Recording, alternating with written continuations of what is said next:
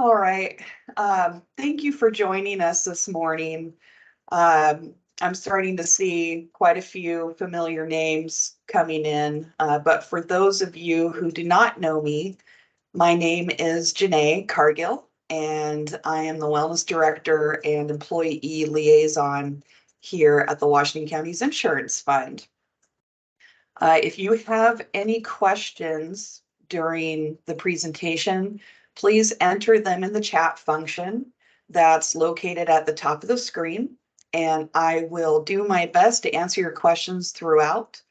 If I miss them, I'll check them at the end of the presentation and make sure I get all of those answered.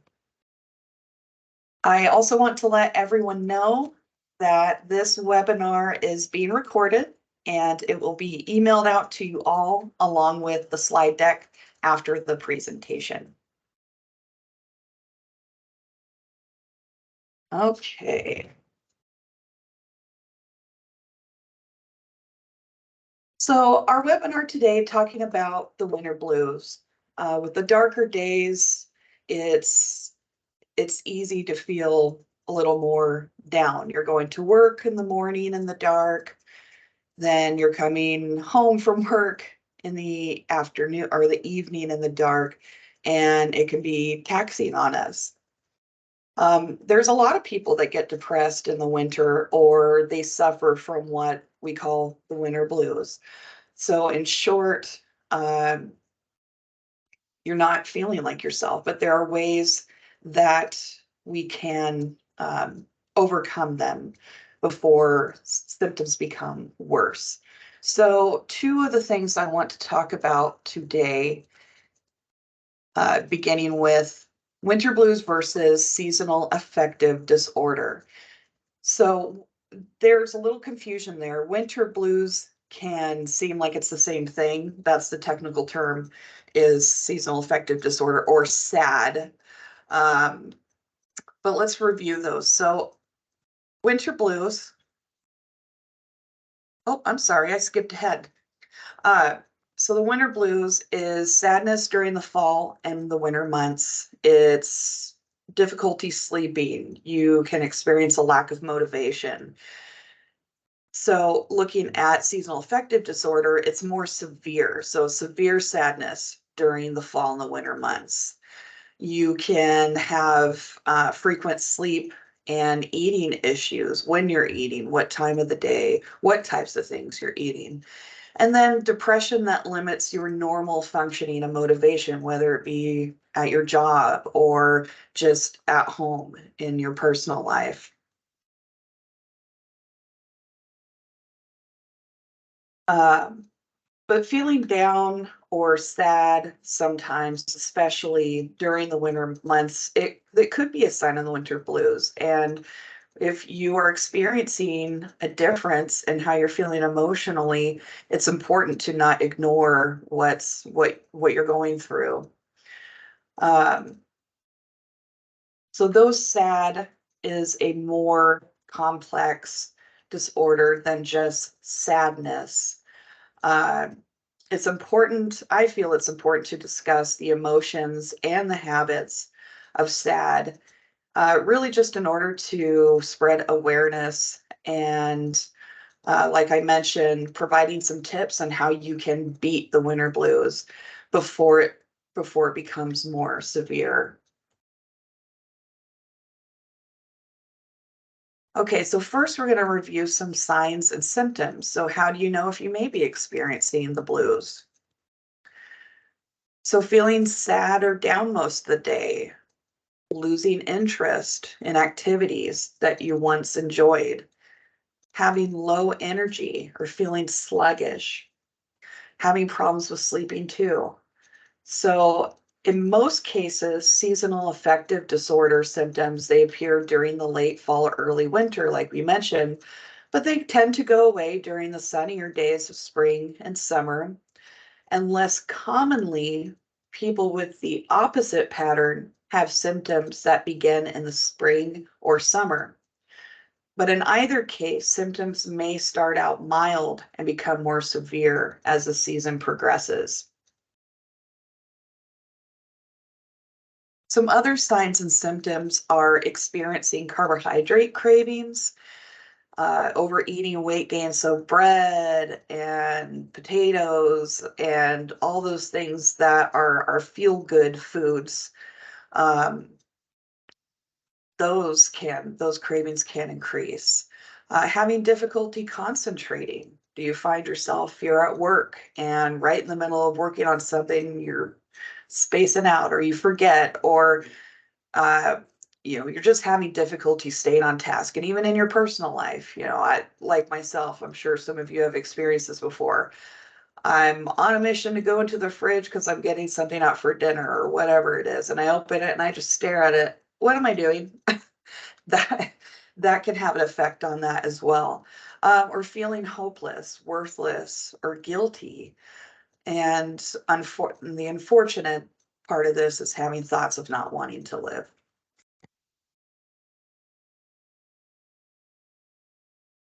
So now I want to review some causes of seasonal affective disorder. One is your biological clock, or the technical term circadian rhythm.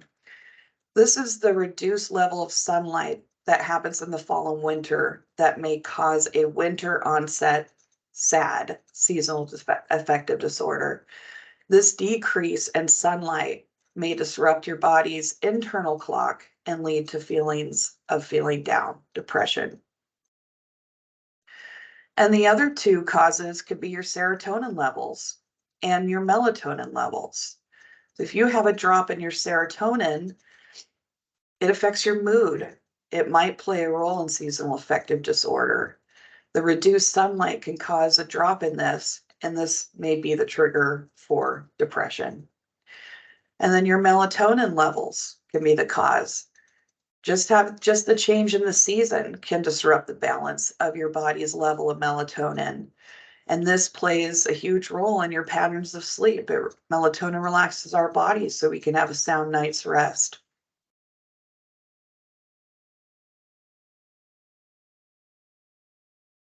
Seasonal affective disorder is diagnosed more often in women than in men, and SAD occurs more frequently in younger adults than in older adults. There are some risk factors involved in that would increase your seasonal affective disorder. And these include your family history. People with SAD, they may be more likely to have blood relatives, or with SAD, another form of depression.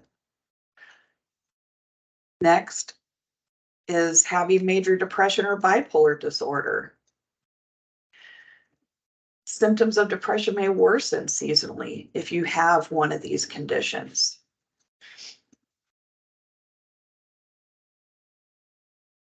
Another, more interestingly, is living far from the equator. Seasonal affective disorder appears to be more common among people who live north or south of the equator. This may be due to decreased sunlight during the winter and longer days during the summer months. And then lastly, a low level of vitamin D. Some vitamin D is produced in the skin. So when it's exposed to sunlight, this vitamin D, you need this to boost the serotonin activity. So less sunlight and not getting enough vitamin D from foods and other sources may result in low levels of vitamin D.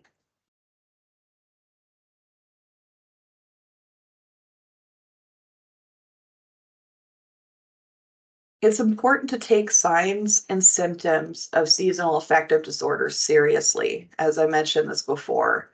And as with other types of depression, seasonal affective disorder can get worse and lead to problems if it's not treated. So these can include the following complications: social withdrawal. You can have these feelings of sadness and hopelessness or feeling ashamed, and you just don't have it in you to be social. We talked about this earlier, school or work problems, personal problems, but this also includes schools. So let's not forget about um, our children, our teenagers. These mental health problems can affect their energy level. It can affect our concentration, our dependability, our mental ability, and optimism, which does affect our performance. Substance abuse, self-medication is another big one. So if you're feeling depressed, it can be easy to turn to something, a substance, to just escape. Another complication, other mental health disorders, so such as anxiety or eating disorders. And then the unfortunate suicidal thoughts or behavior. So having these overwhelming thoughts of not being able to function in daily life. The good news is there are many things you can do to beat the winter blues. We can prevent these. Like many other mood disorders, you can take action to lessen the severity of the symptoms associated with SAD or seasonal affective disorder, or the winter blues. So while you may not be able to change the weather or the amount of daylight during the winter, you can practice good self-care to help you feel better. So here are 10 strategies I've put together to help you try to beat the winter blues.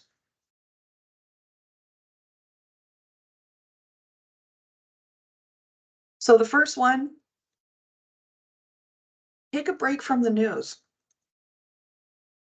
Being indoors more often means there's definitely going to be an increase of screen time. And if this time is being spent consuming a nonstop news cycle, you may feel an increase in the winter blues. Personally, I can relate to this. It can be overwhelming with everything that's going on in the world today, on top of just the way you're feeling with your emotions during this time of year. So it's good to take a break. So how you can do this, because this will minimize your stress, your sadness. Take a little break from the news, limit your time, try to schedule a window of time throughout the day where you can brush up on what's going around the world, split it up into different periods throughout the day.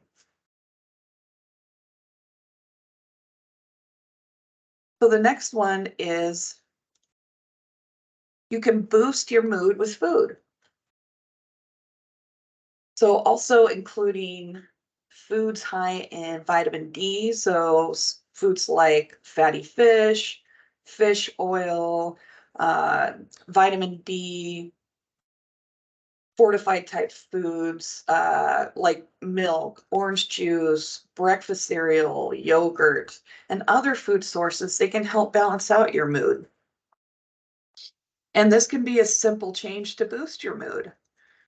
So if you're consuming protein with your breakfast, your lunch, and dinner, this is going to enhance your mood, and it's going to prevent those sugar and carb cravings that you may get later in the day.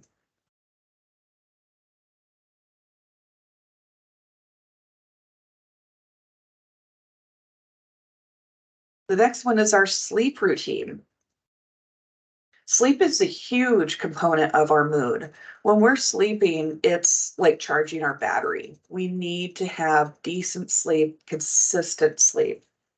So without adequate or regular sleep, our circadian rhythm or our biological clock that we went over earlier, this can get disrupted. So with that, it also disrupts your cortisol rhythms and it impacts your hormone production. So to improve your sleep, go to bed, wake up at the same time every day. Create a habit. You can follow a simple bedtime routine that signals rest, taking a bath, turning down the lights, drinking a cup or coupe. I spelled cup wrong, of herbal tea. Or what I like to call it, treat yourself like a baby when you're going to bed. That can produce better sleep. Expose yourself to light as soon as you wake up. If you have blackout curtains, like I do in my bedroom, open the curtains up, get the light in, start your day. Make sure your room is cool and dark. Light when you're trying to sleep can be disruptive, and so can an extremely hot room. Try not to use electronics in your bedroom. This is a big one because our brain, if I'm on my phone as I'm laying in my bed, and sometimes this can be a habit, catching up on news or whatever it is, which is the worst thing to do before you're going to bed. That keeps your brain active. So yeah, you're going to have a difficult time going to sleep because your brain won't be able to shut off if you're stimulating it with light and information. And then another thing you can do is write all of your worry thoughts on a piece of paper. If you do this before you go to bed, it's like telling your brain, hey, you don't have to lay in bed and worry about what's on your plate. You've already written it down. You're going to pick it back up tomorrow. It might sound silly to some people, but this can actually help.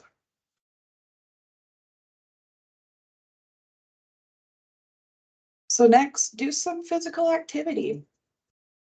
Physical activity has been shown to boost your mood, decrease the symptoms of depression, and reduce stress.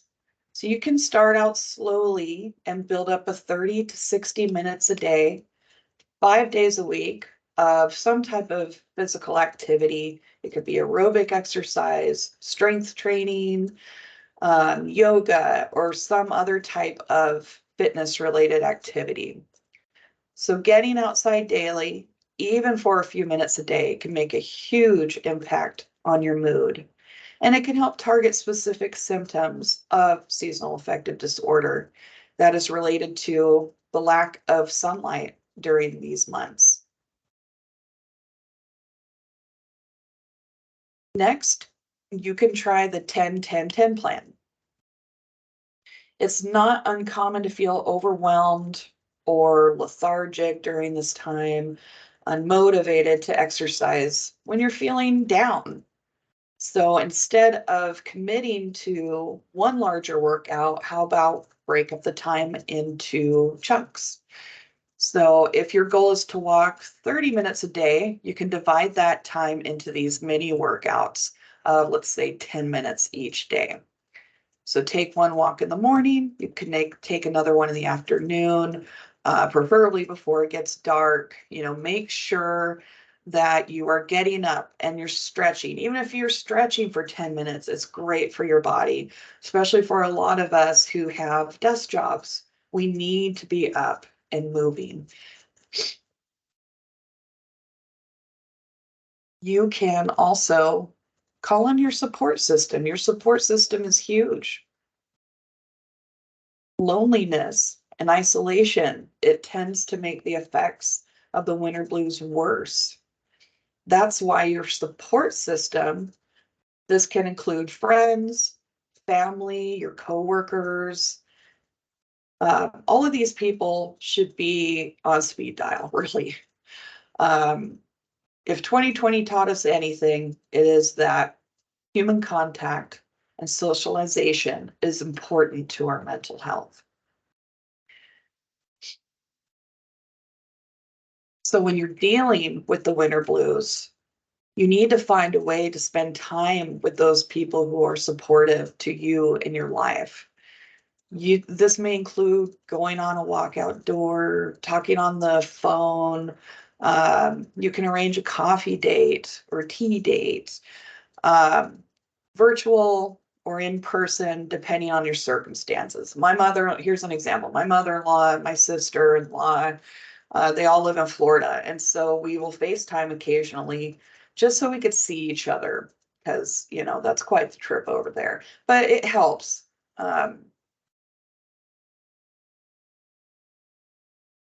Next, seek out the sun. getting outside, it needs to be a priority during the winter months, since SAD symptoms are worsened by a lack of the exposure of sun. You got to soak up the sun. So even in the winter temperatures, it's critical. Being in the sunlight, it helps you balance serotonin. It increases your melatonin production, so it's going to aid in your sleep. And it balances your internal clock, your circadian rhythm. And it also increases your vitamin D levels. And this can lead to an improved emotional state. But if you can't get outdoors, do something inside. You can rearrange your workstation so you can get more sunlight, or you could put your kitchen table next to the window. You can sit in a location for a certain amount of time while the sunlight is coming in for a couple hours a day.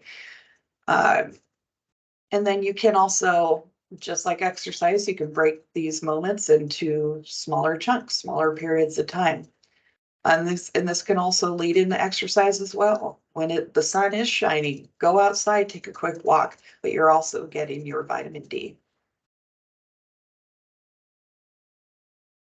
Next is light therapy. If you're not finding relief from some of the more low-level interventions, you may want to consider light therapy. This is a form of treatment that is common for people that are diagnosed with seasonal affective disorder. So you can sit in front of this light box for about 20 to 60 minutes. You can do it if you're an early riser in the morning, you could do it in the morning. You can do it during a break at work or wherever. You can do it in the evening. These light boxes, they usually provide 10,000 lux. This is a new word I learned. Lux is a light intensity measurement. So this can be done from the early fall until spring. Seek professional help. It's like psychotherapy. It's highly recommended, as we know, to treat depressive disorders. And you would likely benefit, this would likely benefit any individual that is suffering from seasonal affective disorder. So if lifestyle modifications or low-level type interventions, if they don't provide you any relief, then consider seeking professional help. And with that, we have our employee assistance program through First Choice. So use your EAP. Your EAP offers up to 6 sessions face-to-face or via telehealth. You meet with a qualified clinical expert who can assess your concerns and develop a plan of action. And there are also a lot of online tools available to both employees and supervisors. And these are located on First Choice Health's website at fch.com. So this is complimentary to all of you and your employees. And the program is available 24/7. It doesn't just cover the employees, it also covers spouse, domestic partners, and your children up to age 26. They don't even have to be living in your home. So EAP is here to help assist when there are issues being faced. And it's just a great benefit.